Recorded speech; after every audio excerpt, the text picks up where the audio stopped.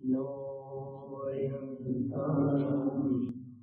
नमो सिद्धाय नमो आर्याणं नमो वज्रायाणं नमो लोके सर्वसागुणं येषु नमोकारो सर्वपावनपरायणो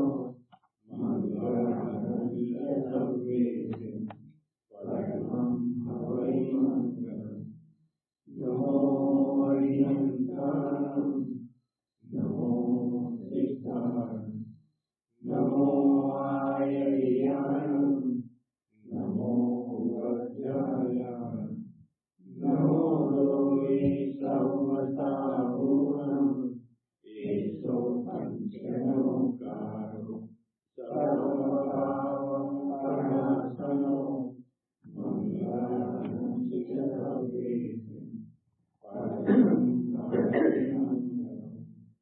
नमो हरिहंसानं नमो सिद्धाय नमो आर्याणं नमो वज्रायाणं नमो लोके सर्वसागुणं येषु पंचनमोकारो सर्वपावनपरायणो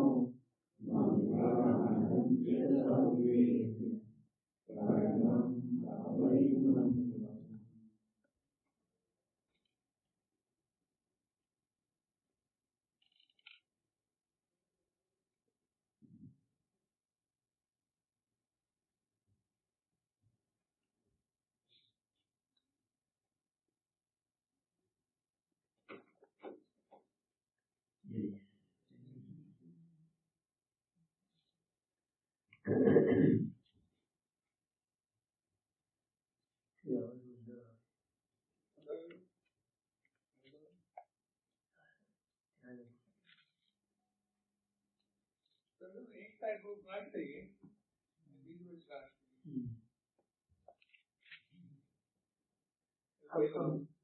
नीचे हो અહીંયા જ આવે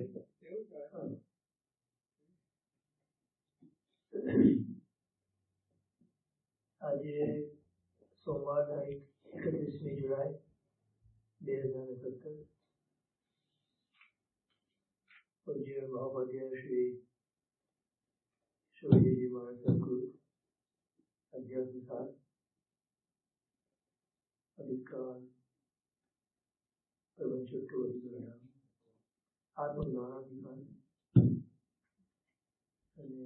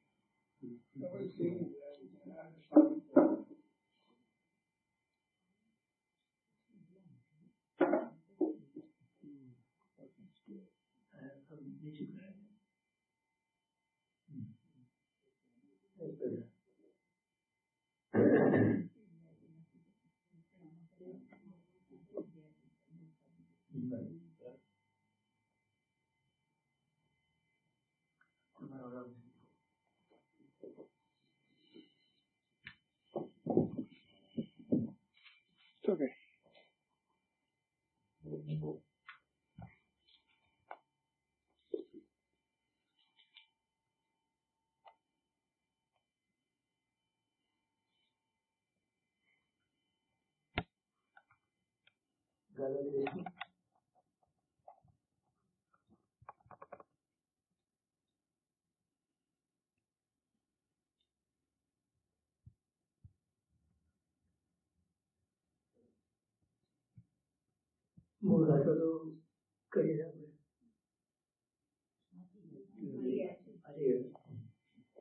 જેમ આકાશમાં ગંધર્વ નગર આદિકનો આડંબર દેખાય છે તે મિથ્યા છે, તેમ સંયોગથી ઉત્પન્ન થયેલા સર્વ વિલાસ વ્યર્થ મિથ્યા છે.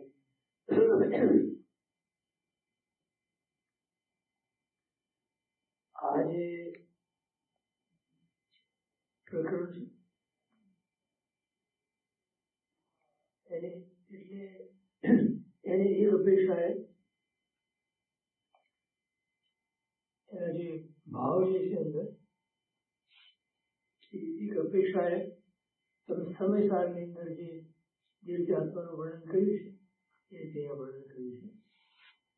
એટલે આપણને અહીંયા એક દ્રષ્ટાંત આપે છે કે સંધ્યા સમયે આકાશમાં પંચવર્ણે કરી જાણે ગંધર્વ નગર ઊભું થયું હોય તેવું જણાય છે.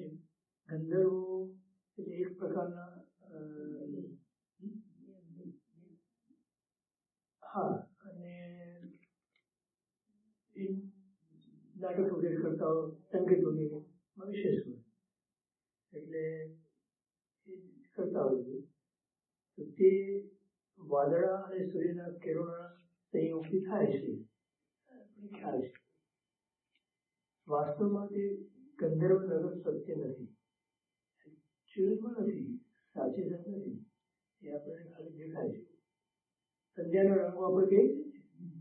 હમણાં કોઈ કરી મોકલ્યું વાદળાઓની અંદર દેવનું ચિત્ર દેખાતું મહાવીર ભગવાન ના હોય. આવડ્યું છે મહાવીર ભગવાન, આવડ્યું છે ના મહાવીર ભગવાન. શું મહાવીર ભગવાન જેવા લાગે? લાંછન જોયું તમે તો એટલે લાગે કોઈ દેવની આકૃતિ હોય, કોઈ એ જાતનું લાગે. વાદળાની અંદર ગમે તે બધી ઘણી જતા આકારો બનતા હોય.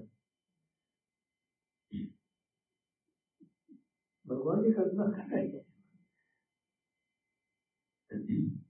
પણ એટલે એ વાદળાની અંદર જાતના અને સૂર્યના કિરણો એના ઉપર જયારે પડે ત્યારે એમાંથી વિશેષ બધા રંગો દેખાય.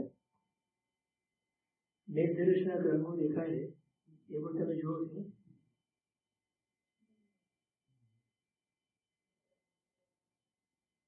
અમારા કિચનની અંદર સિંક છે ને એમાં મેઘધનુષ દેખાય છે.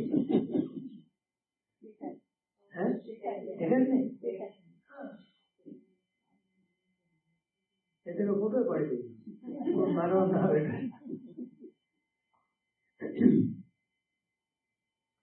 તે પ્રમાણે જીવ અને કર્મના સંયુક્ત ઉત્પન્ન થયેલો જન્મ મરણાદી સમગ્ર વિલાસનો અચ્છેદ દેખાવ બધું અથવા વિસ્તાર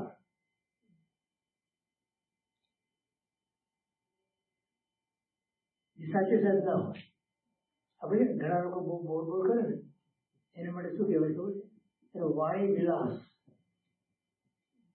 વાણીનો વિલાસ એટલે એમાં તથ્ય કઈ ના હોય એવી રીતે વ્યર્થ આકાર વાળો છે, વાસ્તવિક નથી. વાસ્તવિક શું છે? આત્માનું શુદ્ધ સંસાર માટે મૃગજળની ઉપમા આપ્યા પછી હવે આ શ્લોકમાં ગ્રંથકાર મહર્ષિ તેને માટે આકાશમાં વાદળાઓના આકારથી ભાસતી ગંધર્વ નગરીની ઉપમા આપી. એક વસ્તુ આપણે જોયું અધ્યાત્મસારની અંદર મહોપાધ્યાયજીની એક લાક્ષણિકતા કે કોઈ પણ વસ્તુના અથવા કોઈ પણ વિષયની અંદર એની એટલી બધી ઉપમાઓ આપે છે. ઓફકોર્સ એ તો ભાષાના તો જબરદસ્ત પારંગત હતા અને આપણે સંસ્થાની ઘણી બધી ઉપમાઓ આપેલી તમે જો યાદ હતું.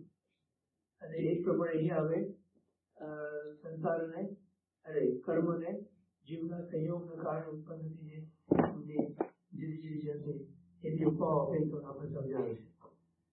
ટૂંકમાં અમે કહેવાનો એમ મતલબ છે અહીંયા કે આખો સંસાર જે ઉભો છે એ કાં તો મૃગજળ જેવો છે, કાં તો સ્વપ્ન જેવો છે, કાં તો એક પ્રકારનો વિલાસ એટલે કે વિસ્તાર કર્યો હોય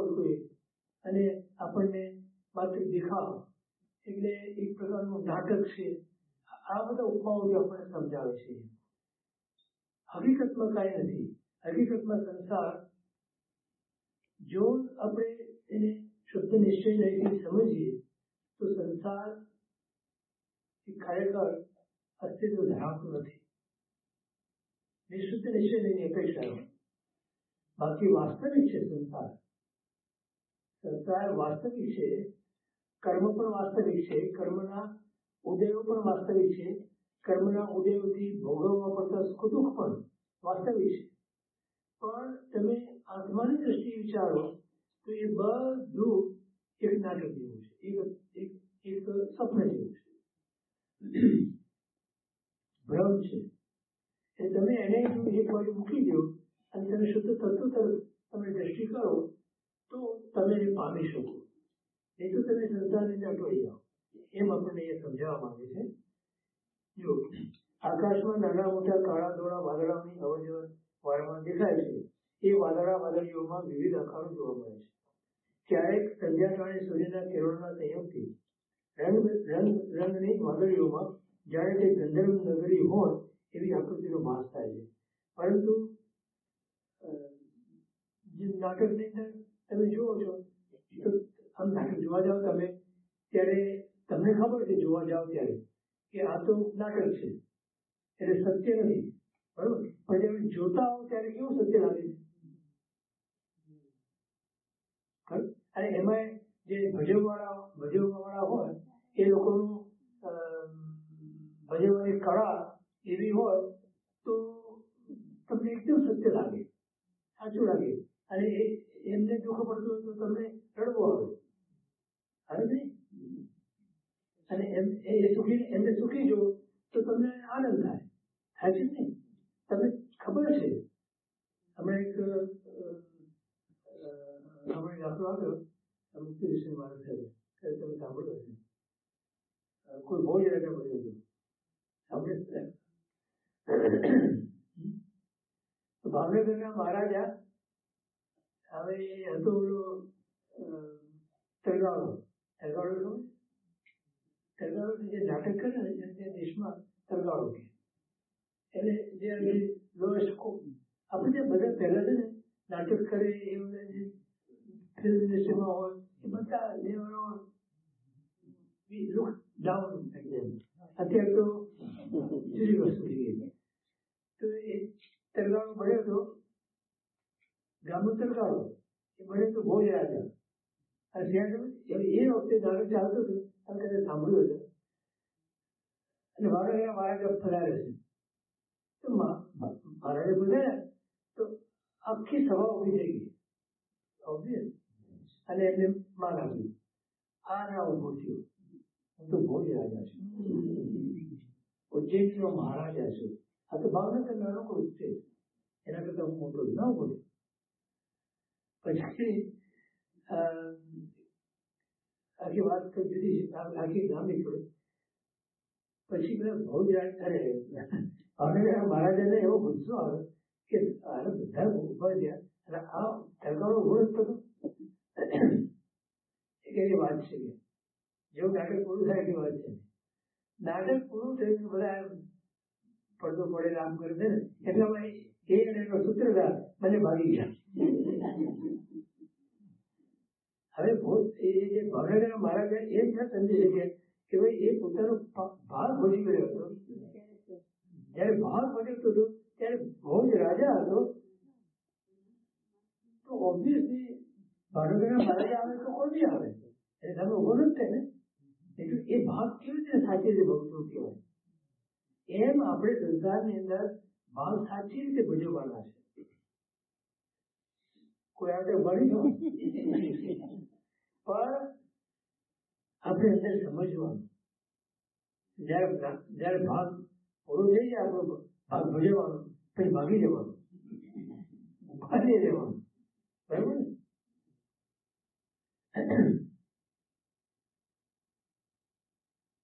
પરંતુ એ માત્ર આવાસ છે. એ આકૃતિ કે ગંધર્વ નગરી નથી પણ માત્ર વાદળીઓ છે. ભ્રમને લીધે એવો આભાસ જણાય છે. થોડી વારમાં એ વાદળો ખસી જતા એ બધા આકારો મિથ્યા હતા તેવી પ્રતીતિ થાય છે. એવી જ રીતે જીવ અને કર્મના સંયોગથી ઉત્પન્ન થયેલો સંસારરૂપી સમગ્ર વિલાસ વિસ્તાર પણ સત્ય નથી, મિથ્યા છે, બ્રહ્મરૂપ છે. આવું જો આપણને અંદરથી સમજાય અને અંદરથી શ્રદ્ધામાં પકડાય તો આપણને આપણા આત્મા પ્રત્યે અહોભાવ આવે, બહુમાન આવે, પરમાત્મા પ્રત્યે અહોભાવ, બહુમાન આવે અને આપણા આત્માને પ્રાપ્ત કરવા માટેની આપણે જે ભગવાને બતાવ્યો છે એ રસ્તા પર આપણે સાચી રીતે ચાલી શકીએ. ગયા વખતે કહેવાય ને અભિગમ પ્રમાણે ઘટના ઘટે એ આ બધું એક છે ને, એટલે બરોબર છે. કોઈ પણ ઘટના ઘટે છે ને, કોઈ પણ બનાવ બને છે,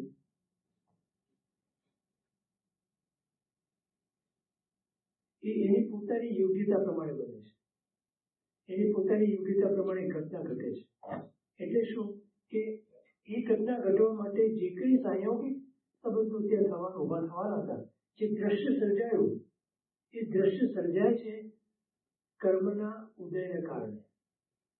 દરેક જીવના પોતાના કર્મના ઉદયો હોય અને જેના સંપર્કમાં આવે એના પણ કર્મના ઉદયો હોય. એટલે બંનેના કર્મના ઉદયને કારણે એક એવું દ્રશ્ય સર્જાય છે. દ્રશ્યનું સર્જન માત્ર કર્મના ઉદયજન્ય છે. જો આ વાત સમજાય આપણને અને આમાં શ્રદ્ધા બેસે તો આ દ્રશ્ય જે સર્જાયું છે એમાં આપણે રાગદ્વેષનું પરિણામ ના કરીએ. આ સારું દ્રશ્ય સર્જાયું, આ નરસું દ્રશ્ય સર્જાયું, એવું ભાવ આપણને ન થાય. અને એવો ભાવ ન થાય તો ઘટના ઘટના રૂપે રહે, ઘટના ઘટનામાં ઘટે. તમે એના તરફ કઈ દ્રષ્ટિથી જુઓ છો એ પ્રમાણે એ ઘટના તમારામાં આવે. હવે તમારામાં એ ઘટનાને તમે લાવો તો કુદરતી રીતે એ ઘટનાનો પ્રભાવ તમારો પડે છે. તમારા સ્વભાવને બદલતું નથી, પણ તમારી અવસ્થાને બદલે છે. હવે છે તમારા પોતાના સ્વભાવને કોઈ પણ ઘટના બદલી ના શકે, પણ તમારી જે પર્યાય છે, તમારી જે અવસ્થા છે, તમારી જે વર્તમાન અવસ્થા છે એને જરૂર પડે છે. એમાં રાગદ્વેષના પરિણામ ઉભા કરે, કષાયના પરિણામ ઉભા કરે, વિકારના પરિણામ ઉભા કરે. આ બધું ઉભું કરી શકે છે ઘટના. ત્યારે તમે એ ઘટનાને તમારામાં ઘટાવો તો તમારામાં જો એ ઘટના ન ઘટે અને ઘટના ઘટે પોતાની સ્વતંત્ર રીતે, પોતાની રીતે, તો તમારો જે અભિગમ કહેવાય, જે દ્રષ્ટિકોણ છે એ તરફનો, એ નક્કી કરે છે કે એ ઘટના તમને અસર કરશે કે નહીં. એ ઉદય છે. જે દ્રશ્ય સર્જાયું છે એ કર્મનો ઉદય. કોઈ પણ દ્રશ્ય સર્જાય છે કોઈના પણ જીવનમાં એ કર્મના ઉદયથી જ સર્જાય છે. અને કર્મનો ઉદય અને તમે એક નથી. કર્મનો ઉદય કર્મમાં છે, પરિવાર. કર્મનો ઉદય કર્મમાં છે, તમે તમારામાં છો. તમે જો કર્મના ઉદય સાથે ભળ્યા તો એ ઉદયમાં ભળવાને કારણે એ ઉદયની અસર તમને થાય છે. તમે વિભાવમાં ગયા તો એ વિભાવને કારણે તમે વિભાવનું ફળ અથવા વિભાવની અસર તળે આવ્યા. તમે એને અસર તળે આવવાથી અસરગ્રસ્ત બનો છો અને પછી એનું ફળ ભોગવો. આ જો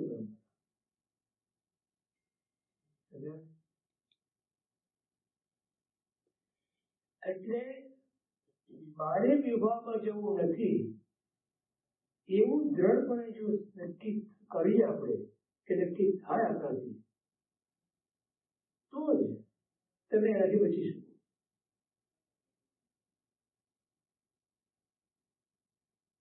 સંજોગોને તમે બદલી નથી શકવાના, ઉદયોને તમે બદલી નથી શકવાના, પણ ઉદયો તરફનું તમારું દ્રષ્ટિકોણ જે છે એને તમે બદલી. કેમ? ત્યાં તમારી સત્તા છે. દ્રષ્ટિકોણ ઉપર તમારી સત્તા છે, દ્રષ્ટિ ઉપર સત્તા નથી. મોપદેશનો એક શ્લોક છે, તમે દ્રષ્ટિને ભળ્યા તો બંધાણા, તમે દ્રષ્ટામાં રહ્યા તો તમે મુક્ત. તમારી દ્રષ્ટિ દ્રશ્યમાં ભળી તો તમે બંધાણા, તમારી દ્રષ્ટિ દ્રષ્ટામાં રહી તો તમે મુક્ત.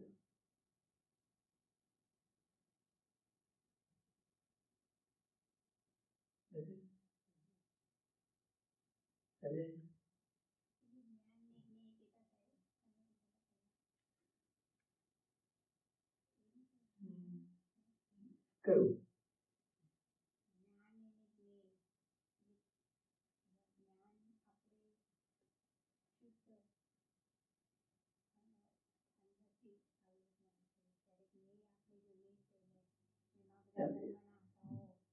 પ્રશ્ન ત્યાં એ છે કે પહેલા આપણે વાત કરી જ્ઞાન અને જ્ઞેય, તો ના આમાં એમ નથી જોવાનું.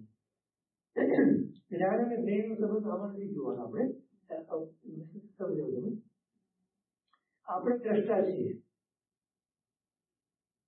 બરોબર? આપણે દ્રષ્ટા છીએ અને કર્મના ઉદયથી દ્રશ્ય સર્જાય છે. આટલી વાત સમજાય? અચ્છા, તમારે એમ લેવું, તમે જ્ઞાતા છો અને જે દ્રશ્ય સર્જાયું એ જ્ઞેય છે, બરોબર? તમારી રીતે સમજવું કેવી રીતે સમજવું? તો તમે જ્ઞાન તમારું જો જ્ઞેયમાં જવાનું જ છે, નહીં તો એ જ્ઞેય ના કહેવાય. આ સમજાય છે?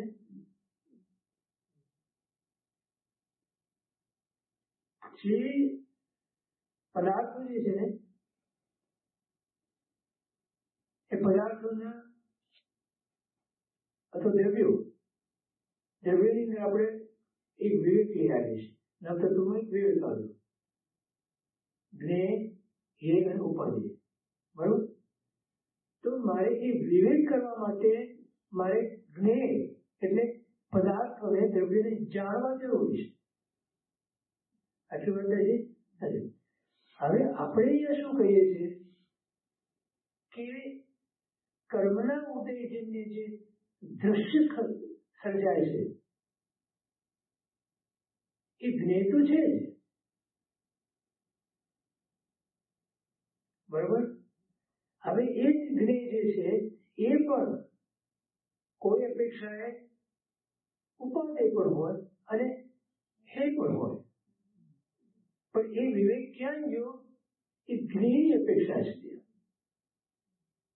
બરોબર ને?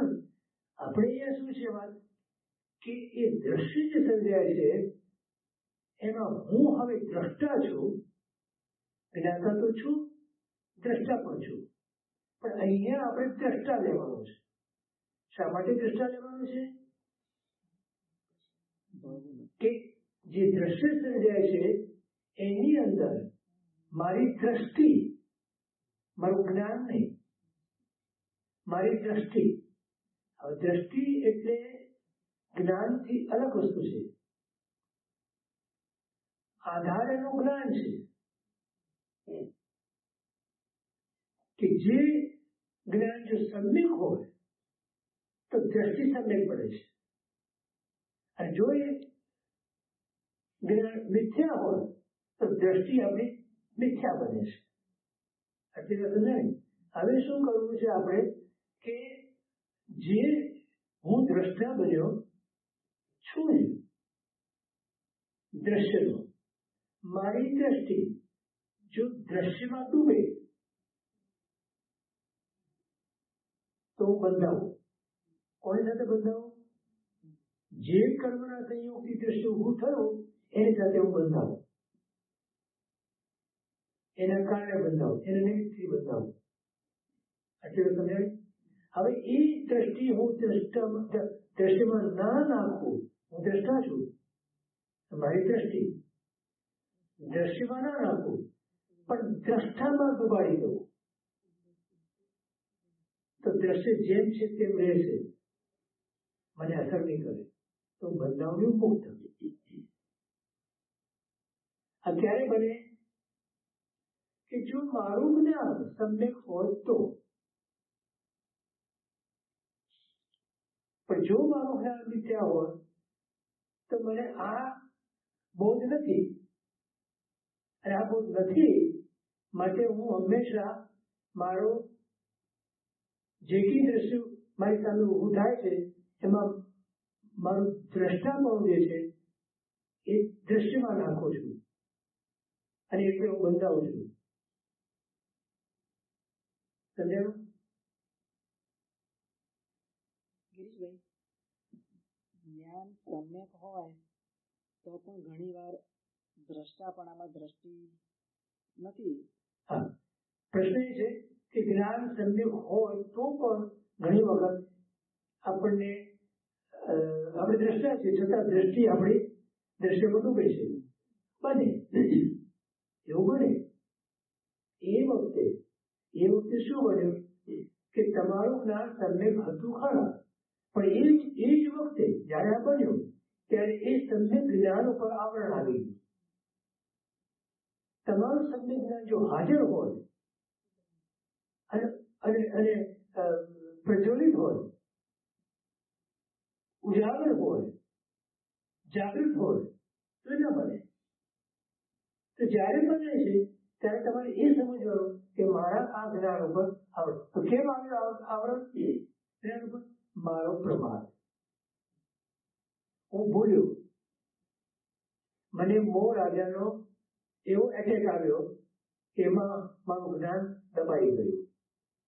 આપણા જ્ઞાનને દબાવનાર આવરણ જે છે એ આવરણનો મુખ્ય કારણ, મુખ્ય સૂત્રધાર મોહની છે. એ બરાબર છે, પણ દ્રશ્યની તીવ્રતા બી એવું આમ ખરું, એ વાત બરાબર છે, પણ દ્રશ્યની તીવ્રતા પણ. એટલે હું શું કહું તમને, આનો અર્થ શું થયો?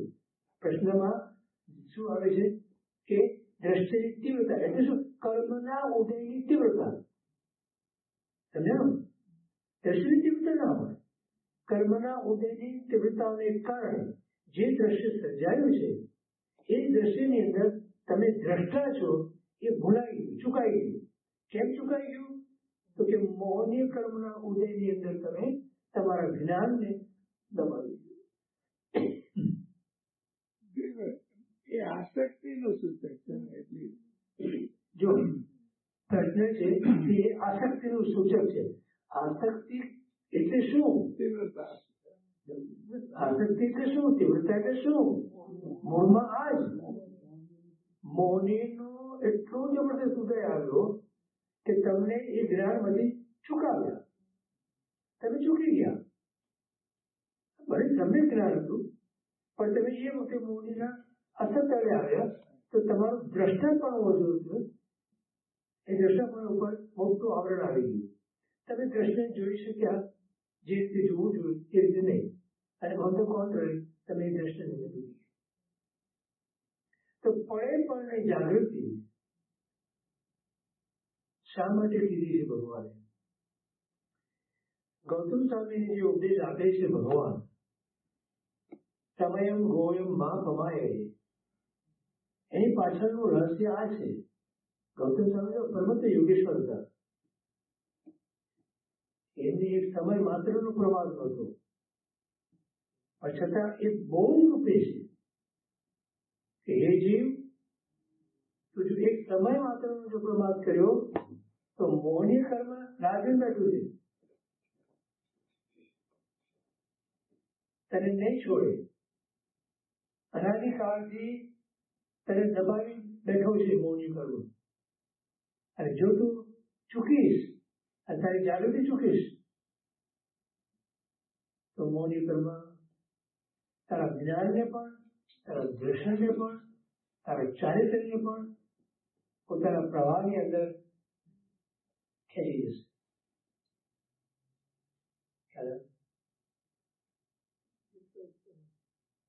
કોઈ જેમાં તમને રાગ નોર્મલ કોર્સમાં ઉભો થાય એવી વસ્તુ કેવી વિના પૂર્વે બનેલી હોય એ જ વસ્તુ જ્યારે ફરી પાછી બને તો एक्चुअली શું પ્રક્રિયા કે શું પ્રોસેસ મારી અંદર ઊભી કરતો હોઉં કે કરું જેથી કરીને હું અત્યારે દ્રશ્યમાં ના ભણું ને દ્રષ્ટા તરીકે છું.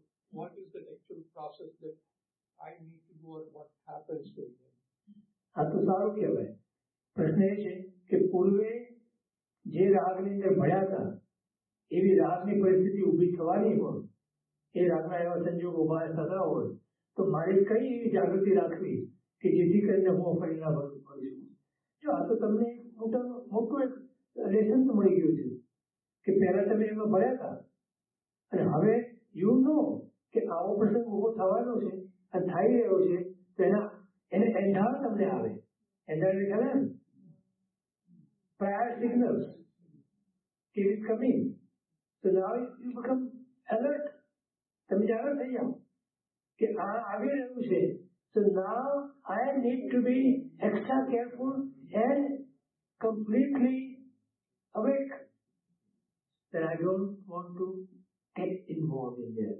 તો એનાથી તમે એ રાગના સંજોગોમાં બચી શકો. આ તો ન ખબર હોય પહેલી જ વાર તમારો રાગનો પ્રસંગ બન્યો માની લો, પ્રથમ વખત જાણો કે પહેલી વાર કોઈ એવો રાગનો પ્રસંગ બન્યો, મે બી તમને નથી ખબર કે આ રાગનો પ્રસંગ છે અને એમાં તમે રાગ કરો અને એ વખતે તમારો કદાચ તમને બહુ ભાન ન હોય અથવા તો ખ્યાલ ન હોય, એ બની શકે. પણ એવો જ પ્રસંગ એવા સંજોગો ફરી ઉભા થવાના હોય તો ઓબ્વિયસલી યુ નો કે આ તો રાગનો પ્રસંગ છે, ત્યારે તો ચેતી જાઓ. મોટા રહેતો પહેલા તો શિક્ષા મળી ગઈ, આ શિક્ષા પાઠ મળ્યો. સમજાણું? પહેલા આપણને રાગના પ્રસંગમાં ભણ્યા અને શિક્ષા તો મળી ગઈ આપણને. હવે એનો પાઠ ભણ્યા આપણે બીજી વાર આવે ત્યારે કે આ તો ચેતવા જેવું છે. Once you become more alert, એક વખત રસ્તા જતા હોય અને ત્યાં ખાડામાં પડ્યા તમે, બરોબર? હવે એ રસ્તા પરથી ફરી જાઓ છો અને મ્યુનિસિપાલિટીનું કામકાજ કેવું છે, જલ્દી તો ખાડો પૂરે નહીં, તો ખાડો ત્યાં હોવાની શક્યતા તો ખરી ને. તો તમે શું કરો? ને બિંદાસ ચાલે જાઓ નહીં? હા, તમે આમ ભરીને જાઓ કે નહીં? તમે એને વટાવી લો કે નહીં? મારે એ ખાડામાં નથી કોઈ પડ્યો અને મને ખબર પડી તો હવે મારે તો આ રાગના પ્રસંગો કે દ્વેષના પ્રસંગો આ બંનેની અંદર ખરેખર તો જોઈએ ને આપણે વાસ્તવિકમાં તો આવા રાગ દ્વેષના પ્રસંગો આપણા જીવનની અંદર સતત બન્યા છે અને છતાં આપણે ચેત્યા નથી બન્યા, બધે બન્યા છે, સમયે બન્યા છે, પ્રસંગે ઘણા બધા પ્રકારે આવા છતાં આપણે ચેતતા નથી. આપણે કેમ નથી ચેતતા ખબર છે?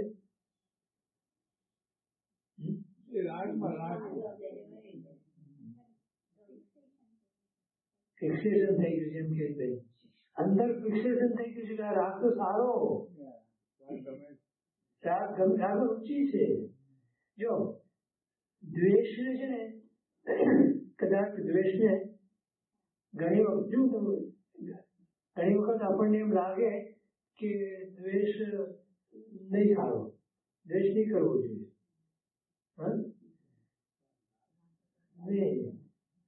પણ તમને ખબર છે તમે જયારે દ્વેષ કરો છો ત્યારે દ્વેષનું જે કારણ જે છે એ સ્વતંત્ર નથી.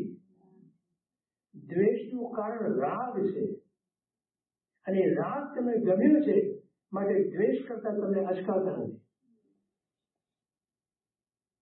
આ સમજો તો સમજાય, ન સમજો ન સમજાય. શું કીધું મેં?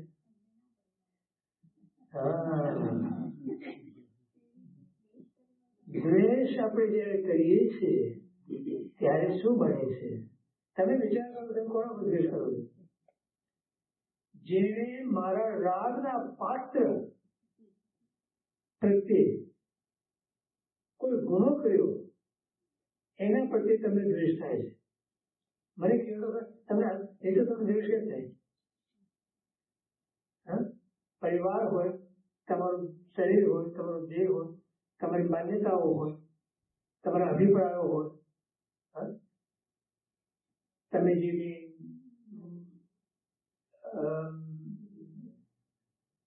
તમારી વસ્તુઓ હોય, એને કોઈ કઈ અડચણ પહોંચાડી, એને કોઈ કઈ ખલેલ પહોંચાડી, એને કોઈ કઈ તકલીફ પહોંચાડી, એના પ્રત્યે તમે દ્વેષ કરો છો.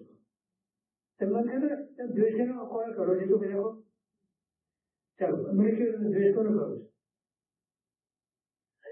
એક્ઝામ્પલ, કોઈ તમારા અહંકાર ને અડે તો અહંકાર એટલે શું? અહંકાર કાં તો મારા દેહ પ્રત્યે, મારી માન્યતા પ્રત્યે, મારા પરિવાર પ્રત્યે, મારા સુખ પ્રત્યે, મારી વસ્તુઓ પ્રત્યે, આ બધા અહંકારના પ્રકારો છે. હવે એને કોઈ તકલીફ કરે તો એના પ્રત્યે તમે દ્વેષ થાય છે ને, બરોબર? મને કહ્યું કે તમે દ્વેષ તમને સ્વતંત્ર રીતે કોના પ્રત્યે થયો? એક દાખલો મને બતાવો, એક દ્રષ્ટાંત તમે મને બતાવો, એક વસ્તુ મને બતાવો, એક પ્રસંગ મને બતાવો કે જ્યાં તમે દ્વેષ ખાતર દ્વેષ કર્યો હોય. ના બને. ત્રણ કાળમાં નથી. એટલે ત્યાં કીધું આપણા ભગવાન વિતરાગ છે, ભગવાને દ્વેષ નથી કર્યા. કેમ કે રાગ ગયો તો દ્વેષ જવાનો જ છે, અને રાગ ઉભો છે તો દ્વેષ ઉભો જ છે. બરોબર? તો વિચાર શું કરવાનો છે? આપણે શું પછી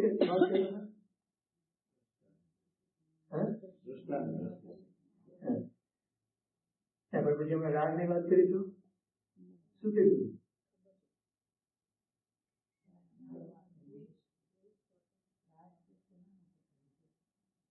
તમે જો રાગને ઓળખી લો તો તમને ખ્યાલ આવશે કે જે વસ્તુઓ પ્રત્યે મેં અહમ મમત્વ કર્યું છે, હવે જે વ્યક્તિઓ પ્રત્યે, જે વસ્તુઓ પ્રત્યે, જે પરિસ્થિતિ પ્રત્યે, જે માન્યતા પ્રત્યે, જે વિચાર પ્રત્યે મેં અહમ મમત્વ કર્યું છે, એને ક્યાંય પણ ઘસારો પહોંચી છે તો વિભાવ દશા ઉભી થઈ જાય છે. તો જે વિભાવમાંથી બચવું હોય તો એનો રસ્તો શું?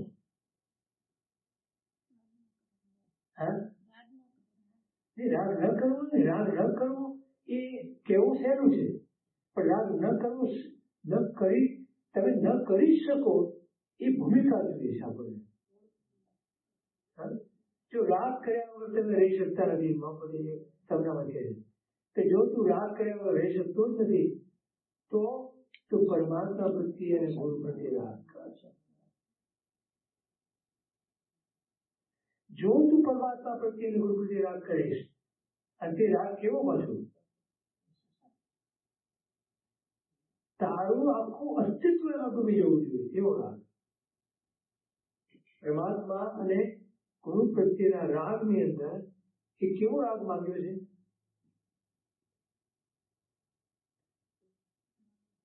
મેરે તો ગિરધર ગોપાલ દૂસરો ન કોઈ, એવો રાગ. એ સિવાય આ દુનિયાની અંદર કોઈ રાગને પાત્ર નથી. મારા રાગને પાત્ર કોઈ નથી એવું થવું જોઈએ. પછી બધા ઉપર પ્રેમ રાખવાનો, પણ there is a difference between રાગ and પ્રેમ.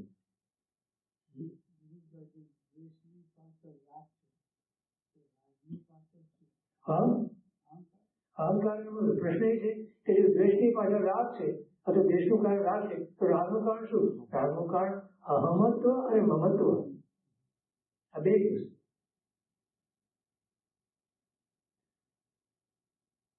અહંકાર અને મમકાર,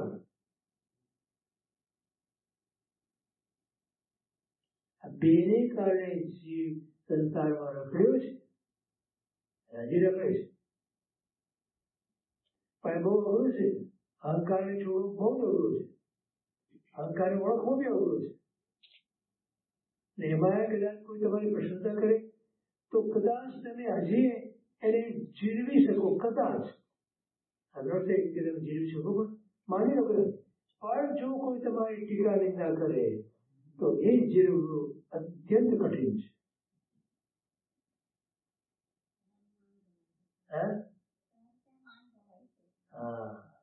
માન ગવાય છે એ સહન થતું નથી. એ બહુ અઘરી વાત છે.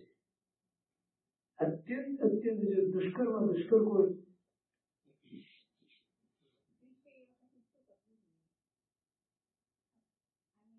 પ્રશ્ન એ છે કે એ વખતે શું કરવું? ઘણું બધું કરી શકાય, ઘણું બધું આપણે વિચારી શકાય, પણ એ બધા વિચારોની પાછળ જો એમાં એવું છે કે એમાં પણ આપણે છે ને ભેદ કરીએ છીએ. આપણે અમુક વ્યક્તિઓ કંઈ કહે તો આપણે સ્વીકાર કરી શકીએ છીએ, અને એ જ વસ્તુ બીજું કોઈ કહે તો સ્વીકાર નથી થતો. બરાબર? તરત દેશા બદલાઈ જાય છે.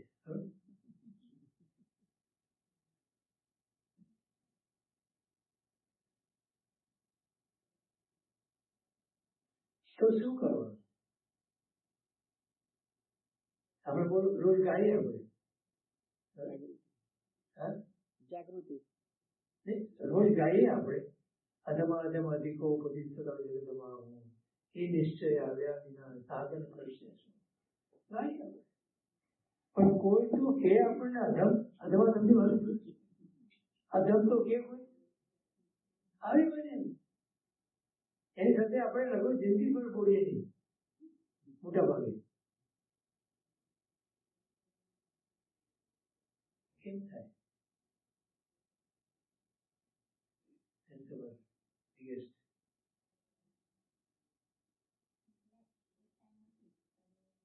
નથી જતું, અટકી જાય છે વચમાં.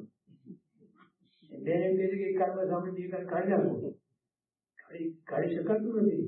એ વચમાં અટકી જાય છે, અને અટકી જાય અને માથું ભમાવે છે.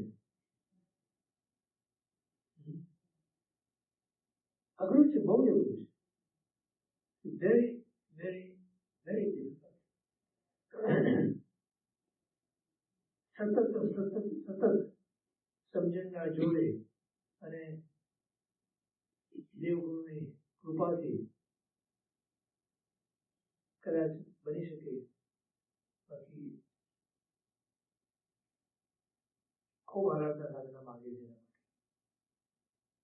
ગુરુના ચરણમાં બેસી જઈએ, કદાચ કદાચ. હમણાં સાહેબજી કહેતા હતા કે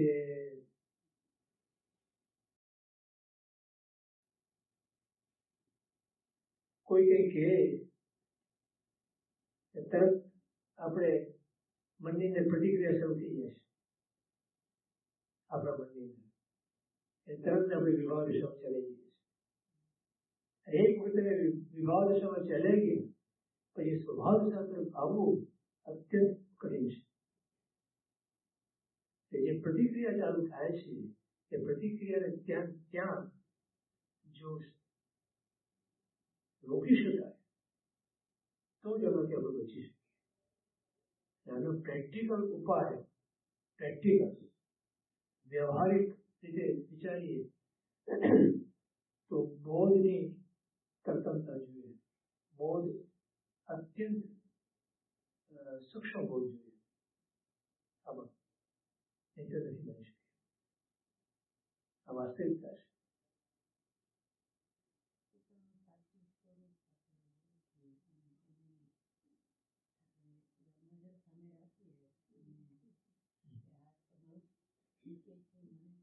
આમાં શું થાય છે? જો કે છે કે પોતાનું સાચું સ્વરૂપ આપણને ઓળખાય અને આપણે આપણી નજર સામે રાખીએ તો કદાચ આ બધું બની રહ્યું છે એ આપણને એક નાટક જેવું અથવા દ્રશ્ય જેવું દેખાય, આપણે દ્રશ્ય ન ડૂબીએ.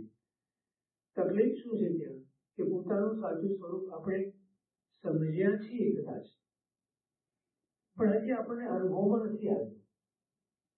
અને અનુભવમાં નથી આવ્યું એટલે એનું જે બળ જોઈએ ને આપણને એ બળ નથી પ્રાપ્ત કર્યું. અને બીજા જે બનાવ બને છે એનું બળ ઘણું બધું છે, એ બહુ બળવાન છે. જે ઉદયો છે એ બળવાન છે અને એને કારણે આપણા સત્વને હાની લેશે. એટલે આપણું કદાચ થોડું ઘણું પણ આપણે વિકસાવ્યું હોય તો એ વિકાસ પામેલું આપણું બળ એ વખતે નષ્ટ થઈ જાય છે, આપણે ટકી શકતા નથી. પણ એને માટે તો ખરેખર તો જ્ઞાની એમ કહે છે કે એકાંત મૌન સાધના કરી અને આપણે અંદરથી એવી એક શક્તિ પેદા કરીએ. સત્વનું બળ જો વધે તો ટકી શકીએ આપણે. એ વખત ટકવું બહુ અઘરું છે. સંસારમાં રહે અને આપણે જે સાધના આપણે કરીએ છીએ એ તો કેવી સાધના છે આપણી? એની અંદર કોઈ એવું ફોર્સ પણ નથી, એવું કોઈ સ્ટ્રેન્થ પણ નથી, એવી કોઈ શક્તિ પણ નથી, કોઈ એનર્જી પણ નથી કે જેને કારણે આપણે આપણી સાધનાના પરિણામે આપણા સત્વની અંદર કોઈ એવું બળ પેદા થાય. એટલે આપણી સાધનાને આપણે થોડી એને પ્રમાણિત કરી અને ગુરુ પાસે જઈને કેવું છે આ આપણે જ્યારે લડતું હોય ત્યારે આપણને અવરોધ છે, આપણે જ્યાં ટકી નથી શક્યા એ બધાને એક લિસ્ટ બનાવી અને ગુરુદેવની પાસે મૂકવાનું કેવું કે આમાં મને માર્ગદર્શન આપો. તો જે માર્ગદર્શન આપે એ બને ત્યાં સુધી આપણે જો એને આપણા જીવનમાં ઉતારવાનો પ્રયત્ન કરીએ તો કદાચ આપણું સત્વ વધે, આપણું બળ વધે તો આપણે ટકી શકીએ. બાકી સંસારના એવા પ્રસંગો તો ઘડીએ ઘડી બનવાના છે,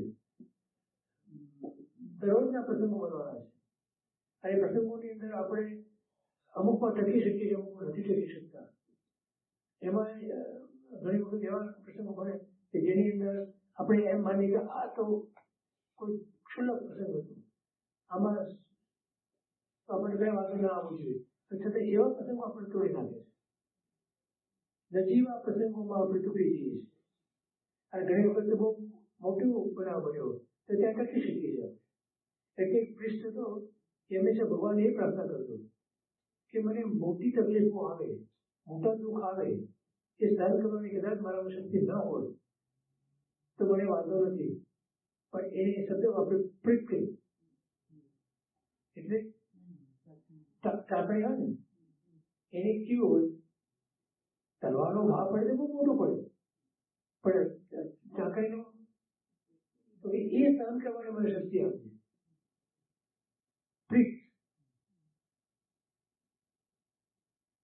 પિન હોય ને પિન પ્રિક્સ કહેવાય. ટાંકણી તમે પૂછે ને તો કે મને પિન પ્રિક્સ સહન કરવાની શક્તિ આપે. તલવારના ઘા કદાચ જો સહન ના કરી શકો તો હે પ્રભુ મને વાંધો નથી, પણ આ પિન પ્રિક્સ સહન કરવાનું છે. આપણે હારીએ છીએ પિન પ્રિક્સમાં.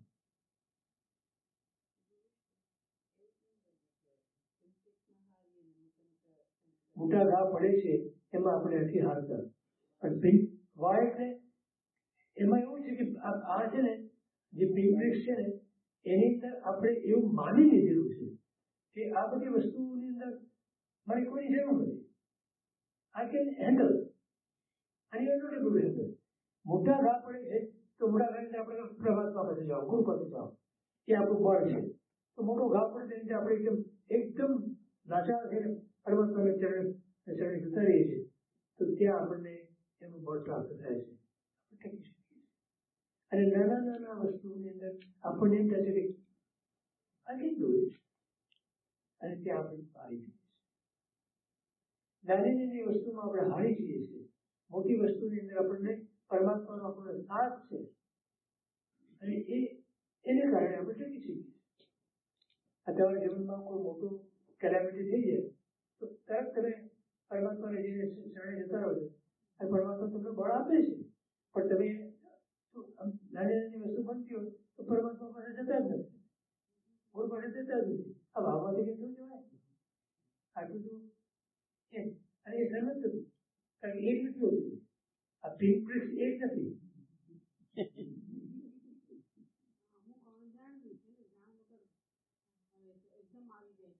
એકદમ તો નથી આવતા.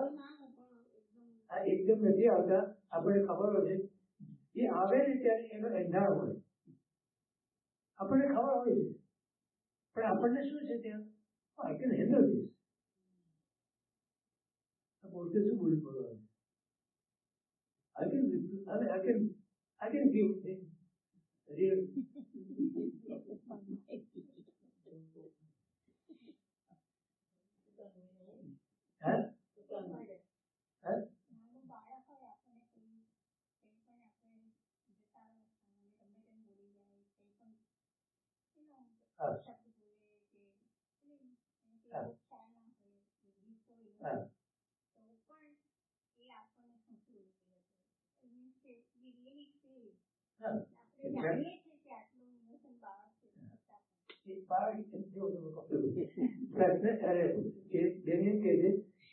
ઘણી વખત કોઈ નાનકડું બાળક હોય, આપણે બાળક છે અને કદાચ આપણને કઈ બોલી જાય તો બી આપણને સહન નથી થતું. એમ નથી થતું.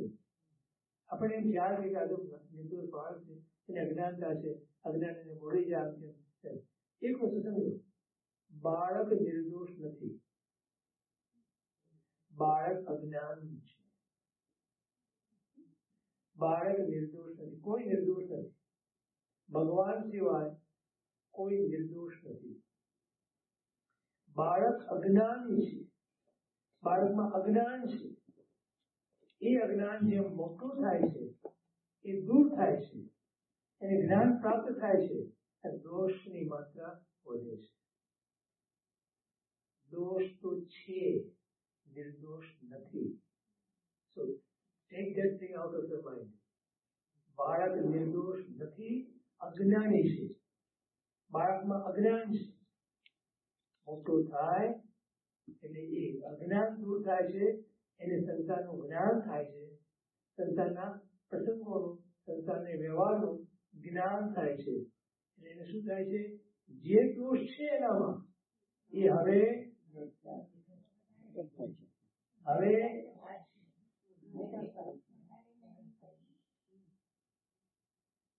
એટલે સમજી રાખો બરોબર.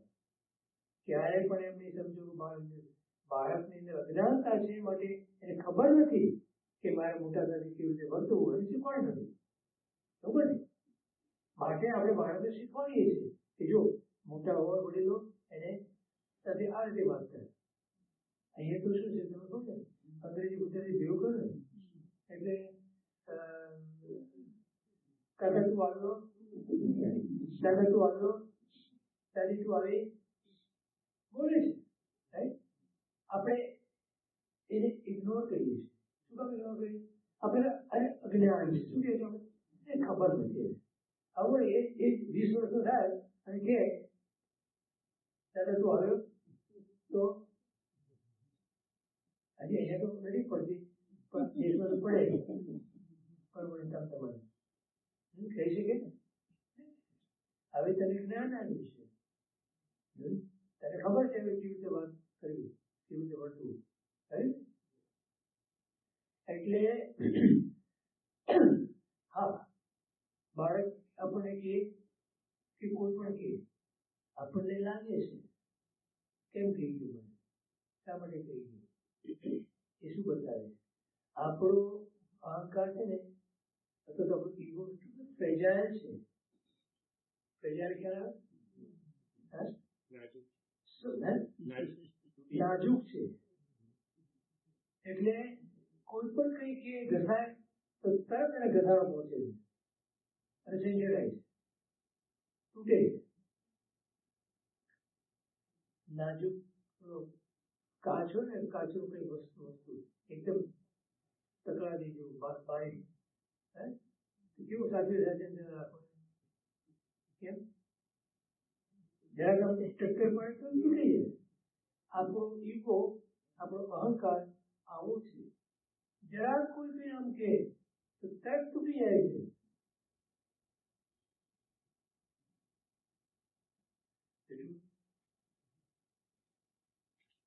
એને કેવી રીતે એને સ્ટ્રોંગ કેવી રીતે કરવું? સ્ટ્રોંગ નથી કરવાનું, એને ભૂસી નાખવાનું. જિંદગી પર આ જ કર્યું, નાના હતા ત્યારે અને મોટા થયા ત્યારે અહંકારને પુષ્ટિ કર્યો. બોલો, નાના હતા ત્યારે તમને આટલું બધું લાગતું હતું? કોઈ કહેવું? નાના હતા, આપણે નાના હતા ત્યારે તમને કોઈ કહે તો કે લાગતું હતું આટલું બધું? આમ કેમ લાગતા હતા?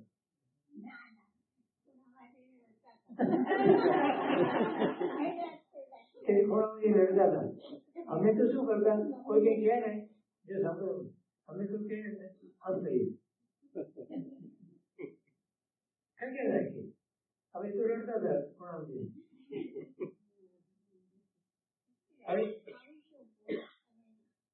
કોણ એટલે એને આપણે અત્યારે શું કર્યું, એને સ્ટ્રોંગ કરતા ગયા, એને મજબૂત બનાવતા ગયા. હવે શું આવ્યું, એટલે મજબૂત થઈ ગયું. હવે રડવું નથી આવતું, મારવા તો આવીએ છીએ.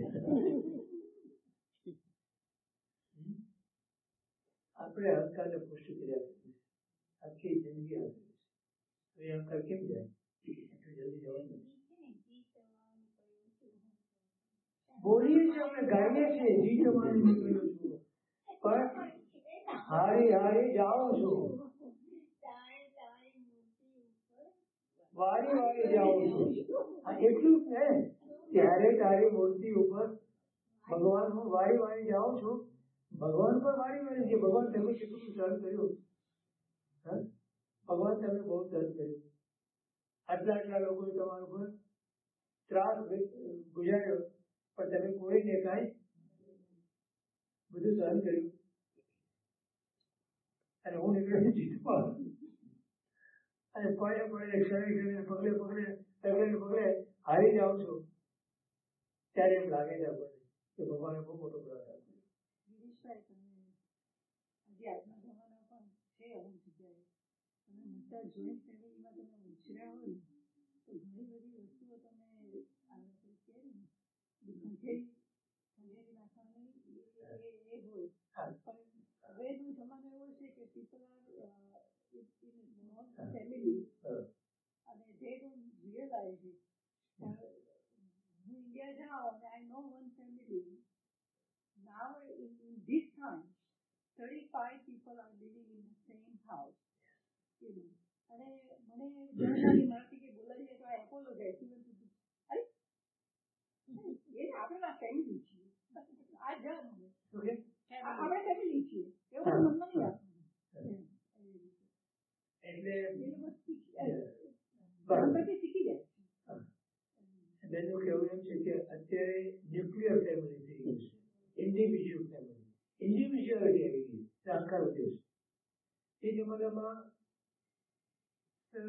સંયુક્ત કુટુંબ હતું, એટલે આ તો બધું ચાલતું જ હોય, બધા સહન કરતા જ હોય, અને સહન કરતું એવું લાગે નહીં. આ તો કુટુંબમાં તો આમ જ હોય. એટલે એમનું એમ કેવું છે કે કુટુંબમાં અત્યારે પણ એવું છે, કુટુંબ ત્યાં 35 જણા એક સાથે રહે છે. તો એ જાય ત્યારે કંઈક કહેવાય જાય તો આપણે એપોલોજી માંગીએ, સોરી કહીએ. તે લોકો એમ કે હવે એમાં શું સોરી હોય, તો કુટુંબ આમ જ હોય. એ નથી રહ્યું. હવે અમે સંયુક્ત કુટુંબમાં મોટા છીએ, અમને ખ્યાલ છે, એટલે કોઈ આમ આવતી પડી ગયું. પણ પછી તમે જ્યારે ઇન્ડિવિજ્યુઅલ ફેમિલીમાં આવ્યા અને તમે એક ન્યુક્લિયર ફેમિલી થયું, એટલે જે ઇન્ડિવિજ્યુઅલિટી આવી એમાં અહંકાર વધ્યો.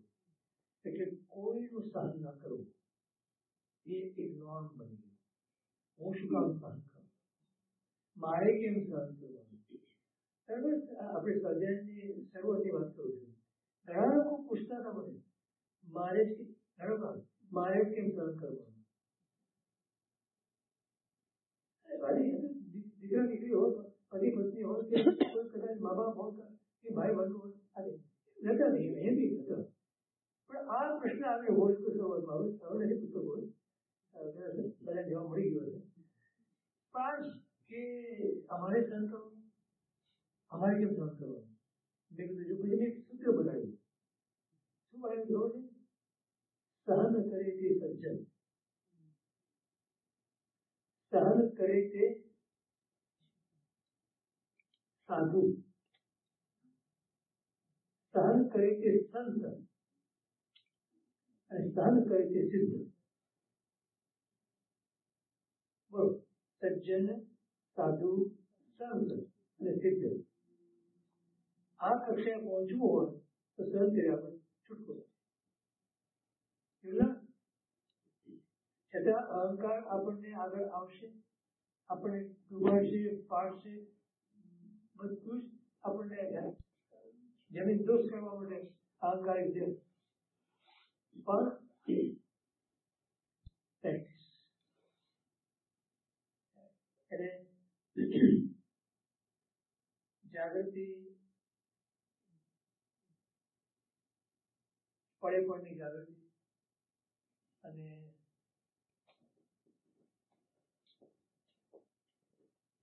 વિજ્ઞાન કોઈ વસ્તુ અઘરી હોય ત્યારે એની પ્રેક્ટિસ ખૂબ કરવી પડે. બરાબર. તમે કોઈ ડાન્સ શીખતા હોય, બરાબર, ડાન્સની અમુક એવી એક પોઝિશન એવી આવતી હોય કે જે ડાન્સ અઘરું એનું બોલવું હોય, તેના માટે ખૂબ પ્રેક્ટિસ કરાવી દેવું. ભારત એવું કહેતા હોય કે અમુક એવી અંદર આવી આવે તેમાં એ લોકોને બહુ પ્રેક્ટિસ કરાવે. કારણ કે ઇટ્સ વેરી ડિફિકલ્ટ મુદ્રા કે ડિફિકલ્ટ પોઝિશન પણ તો એમાં ખૂબ તમારે પ્રેક્ટિસ કરવી પડે. તો તમારે હવે ગાયકો હોય બધું એ લોકોને પણ અમુક જે ન્યુઆન્સીસ હોય ને એ ના આવતા હોય એના માટે કેટલી પણ રિયાઝ કરે, એ લોકો રિયાઝ કે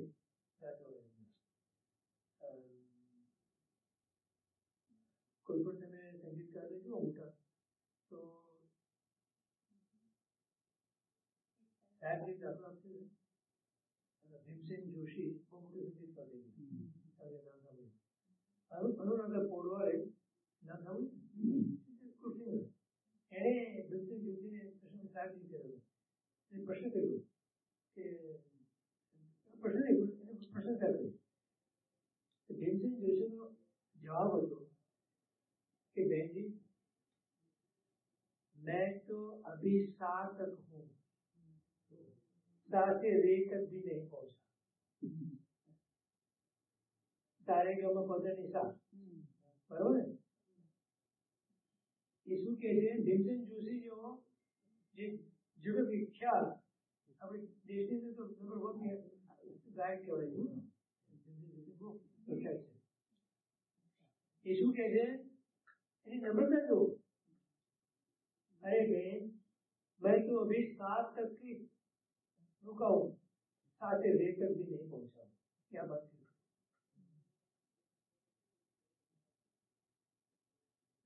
गोलावरी खान नाम सामने उमरो राजनीति मुगल आजम में एक જ ગીત છે. ખબર છે? તે જમાનામાં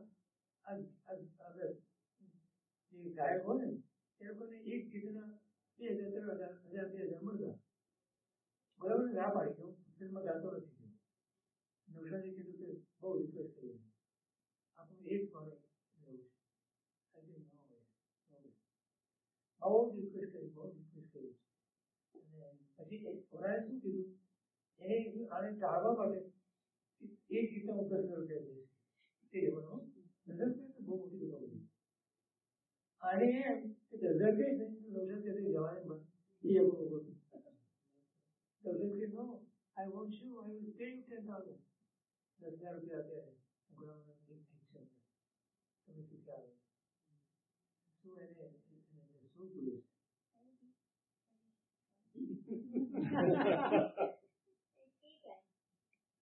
હા તો કહેવાનો મતલબ શું છે તમે કે આ લોકો બધા જે કેટલી પ્રેક્ટિસ કરે છે ત્યારે એ આટલા અટલ બને છે. આપણે સાધારણમાં કેટલી પ્રેક્ટિસ છે આપણી અહંકાર તોડવાની આપણે પહોંચી ગયા લાગે તોડાય ને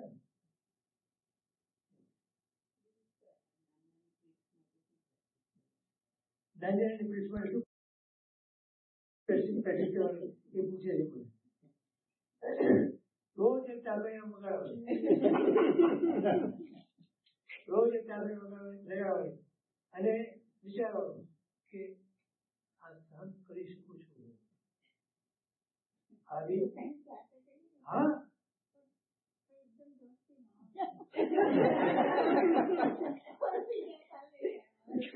એમ કે છે કે પોતાની જાતે લગાડી દોસ્તી ના લગાડી તમને એવું લાગતું તો કોક કયો બધા સેવા ભાવી છે કશે કોઈ બધા સેવા પ્રમાણે તૈયાર છે વોલન્ટિયર હોય છે.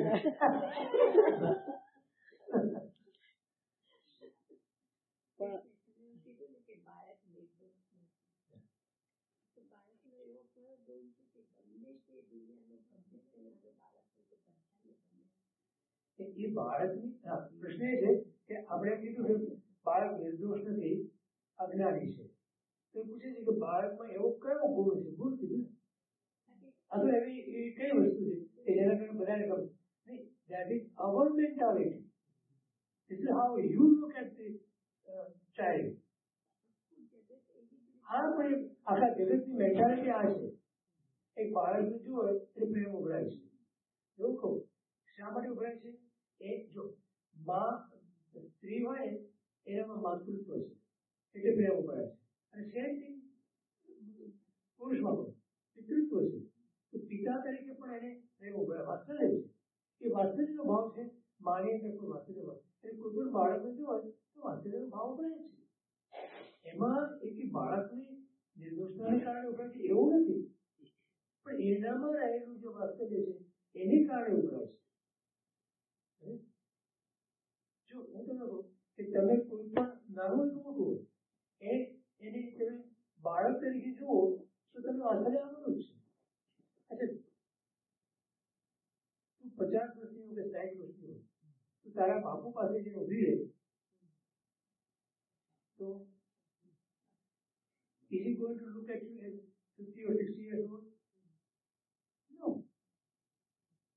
કેમ એ વાસ્તવ્યનો ભાવ છે. Doesn't matter how old you are. એ આપણામાં રહેલા વાસ્તવ્યના ભાવને કારણે તમે એ રીતે અને જો માં હોય તો માને માટે વાસ્તવ્ય પાત્ર જે કોઈ દેખાય એના પર મારું વાસ્તવ્ય ઢળવાનું જ છે એક પ્રમાણે પિતાનું પણ એટલે it is nothing to do with it. સામે પાત્ર કોણ છે એ અહીંથી છે પિંકની જે વાત કરી દરરોજ આપણે pink not necessarily regularly you don't take a pill teach yourself that is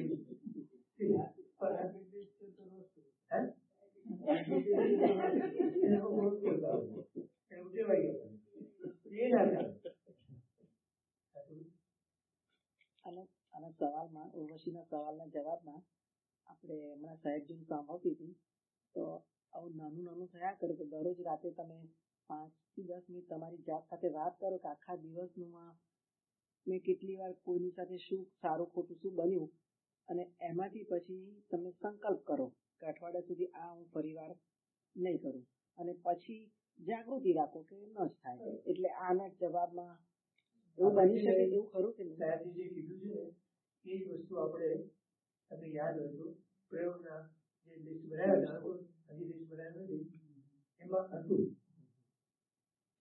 રોજ રાત્રે 10 minute 5 minute 10 minute right down what you faced today, how was your day, then you know કે તમે ક્યાં ચૂક્યા અને ક્યાં તમારું ટક્યું, તમારો સંભાવ ક્યાં ટક્યો અને તમારો સંભાવ ક્યાં તૂટ્યો, તમારો સંભાવ ક્યાં ટક્યો અને તમારો સંભાવ ક્યાં ખંડિત થયો તમને ખબર તો પડે ને. પછી રમેશ છે સંકલ્પ મારા હાથ નહીં, સંકલ્પ કર્યા પછી જાગૃતિ, એ પહેલા ઇન્ટ્રોસ્પેક્શન, આંતર નિરીક્ષણ, સંકલ્પ અને જાગૃતિ. આપણે વિહાર યાત્રામાં પણ કીધું સાહેબ આ વસ્તુ કીધી છે. એ જ કે નાની નાની વસ્તુમાં કેવી રીતે કરવું તો એટલે આપણે ઘણા બધા પ્રયોગો આપણે બતાવેલા છે, સાહેબ એને કીધેલા છે બધા. એટલે આપણે પણ બનાવવા એ તમારા તમને રિલીઝ કરવાના મોકલ્યા મારી પાસે પણ ખબર નથી પાછા હશે કદાચ મારી પાસે મળ્યા. મારે તો તમે રિમાઇન્ડ નહીં કરતો હું ભૂલી જવું છું. મારી યાદશક્તિ બહુ નબળી છે આ બાબતમાં. આ બાબતનો બહુ મારે જે કંઈ કરવાનું હોય ને એમાં મારે ધ્યાન નથી રહેતું. તમને મને શું કહેવાનું છે મને યાદ રહે.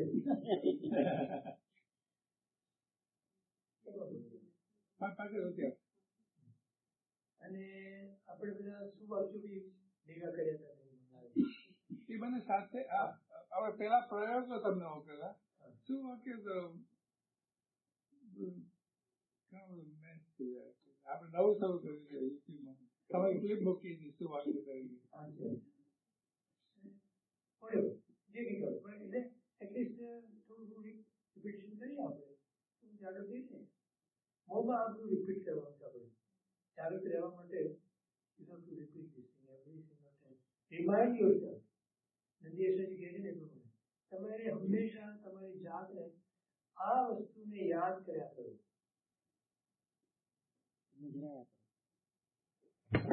તમારું સ્વરૂપ તમને નજરાયા કરે તો યાદ ના કરો. નજરાયા કેવું કરે? યાદ જ ના આવે તો સ્વરૂપને યાદ કરો. પણ છતાં અઘરું છે, બહુ અઘરું છે. એટલે હું રિપીટ આ કરું છું તમને કે અઘરું છે માટે ઇટ રિક્વાયર્સ મોર પ્રેક્ટિસ. આપણે કોઈ કંઈક કહે છે તો આપણે ભૂલી શકતા નથી, જલ્દી ભૂલી શકાતું નથી. મેં કીધું પ્રમાણે કોઈ બાળક કહી જાય ને તો નથી ભૂલાતું આપણે. પણ આપણને કોણ શું કહે છે, એટલે કોણ શું કહે છે તો કોણ શું કહે છે એના કરતા એ કોણ છે જે કહેવા વાળો એના પર વધારે અસર કરે છે.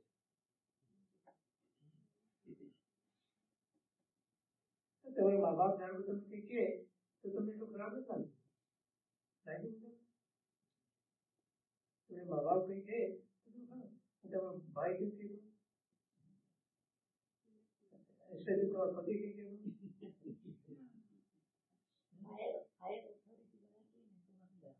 પછી હાયર અચ્છા તમારી પત્ની કઈ કહે, પત્ની કઈ કહે તો લાગે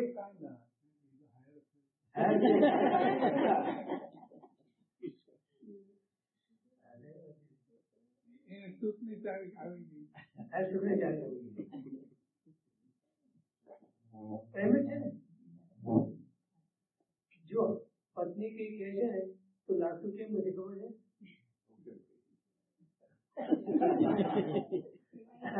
આપણે ઇગ્નોર કરીએ છીએ.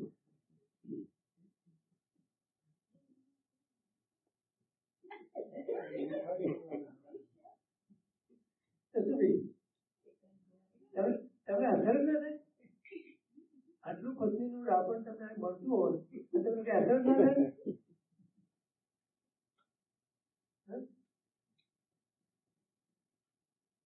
પતિ કઈ કે તેને વિચાર કરો આજે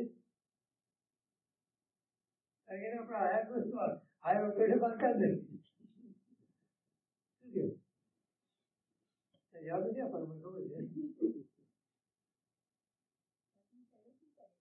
पति कहीं किए तो पत्नी माने છે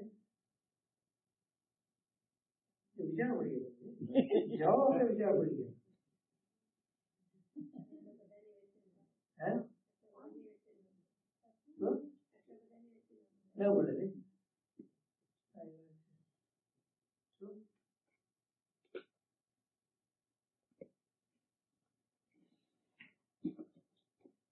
हो जाएगी ज्यादा ठीक है ना हो जाए सभी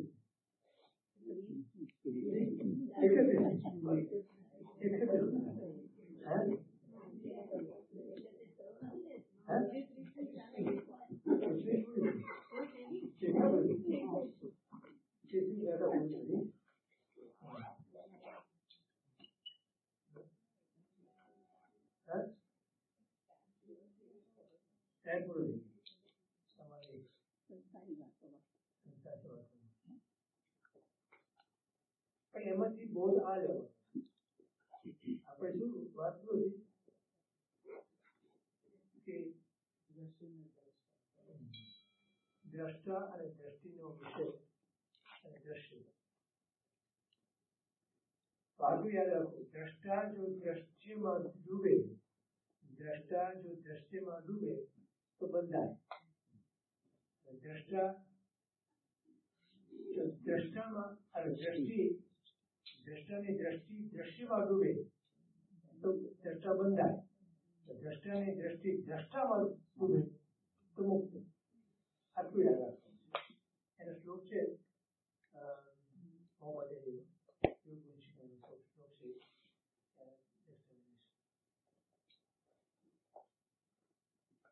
સંસ્કૃતમાં છે